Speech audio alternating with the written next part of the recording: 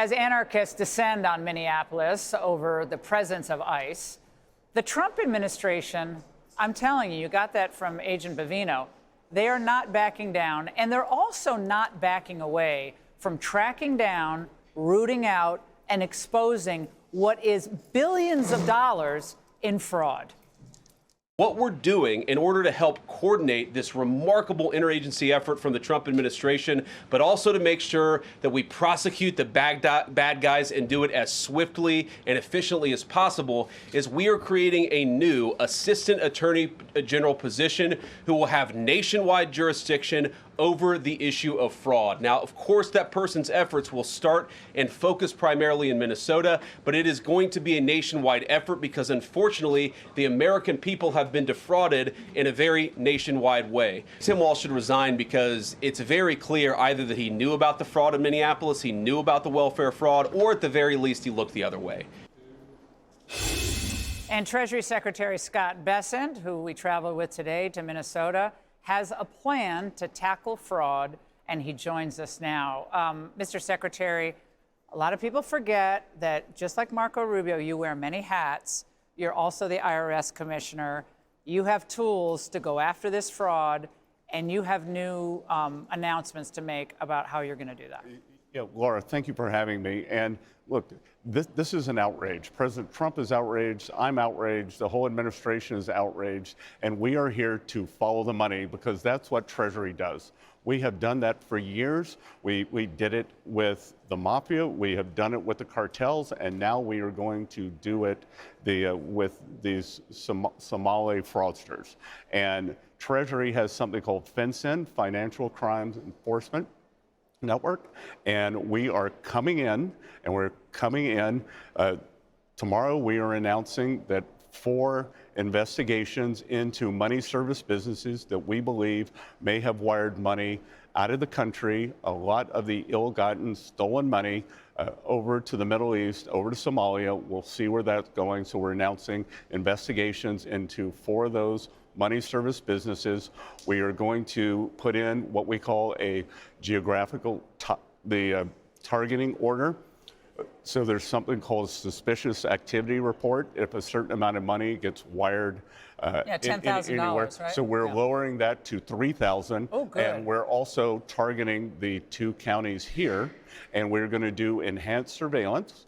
And from now on, anyone who wires money out from one of these money service businesses has to check a box saying whether they are on public assistance. And if you are on public assistance, we are going to start pushing that you cannot wire money out of the country. Oh, gosh. Well, what if they lie and they don't tell us for public assistance? Well, then that's a crime, lying on a federal form. We're going to follow it up, and we are going to push that you can no longer do that. The American people, our generosity has been taken advantage of. Our generosity is funding al-Shabaab, an Iranian interest it could be. Well, the money... I mean, this is really bad. The money is supposed to go for alleged asylum seekers and their families and children. And if you are wiring the money out of the country, one of 2 things must be true. You are getting too much money and your benefits should be cut, or you are part of this conspiracy. Where did that money come from? We're going to find it out. That's what Treasury does. IRS has a group called Criminal Investigations. Criminal Investigations was the group who originally solved the fraud and brought all the charges to light here. We want people in handcuffs. We want this shut down. These money remittances places, you see them all over the city.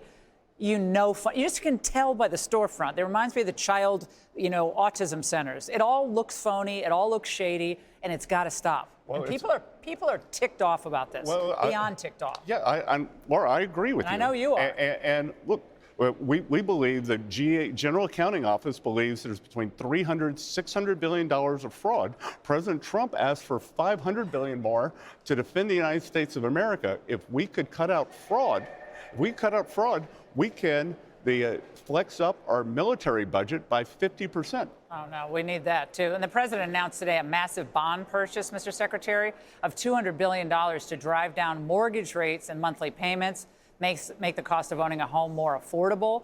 I guess these funds are going to come from Fannie Mae, Freddie Mac.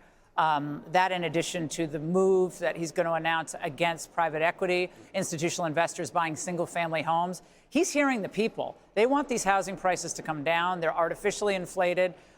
Is this all going to hold up? Well, we don't necessarily want the prices of houses to come down. What we want is affordability to get better. So since President Trump came in January, mortgage rates are down almost 1%. And what the Fannie and Freddie buying will do is compress the spread between mortgages and Treasury bills. So the Fed is currently selling mortgages. Fannie and Freddie can offset that buying.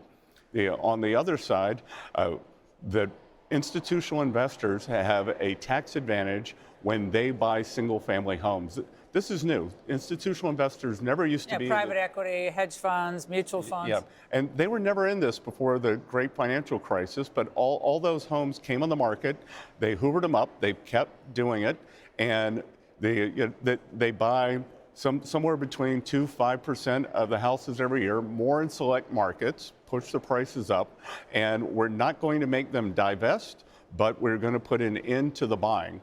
There's a projection today by one of, and forgive me for not having it at my fingertips, that the GDP for the fourth quarter could end up being 5.9%. I might have sent it over to your people, but that's a projection from a very, very well-respected economic. Well, it's the Atlanta Fed. That's what it is. Thank you. I can't remember everything. Give me a break. But that's huge. If that's true, that's game over for the midterms. Well, Laura, the numbers have been incredible. That we had 4.3% recently for the third quarter, and 4.3% is all in. The government shrank 0.4, so the real number was 4.7. So that is a 4.3 private sector number, Laura. And you know what contributed the most? I've been seeing it. I was in the investment business for 40 years, and trade.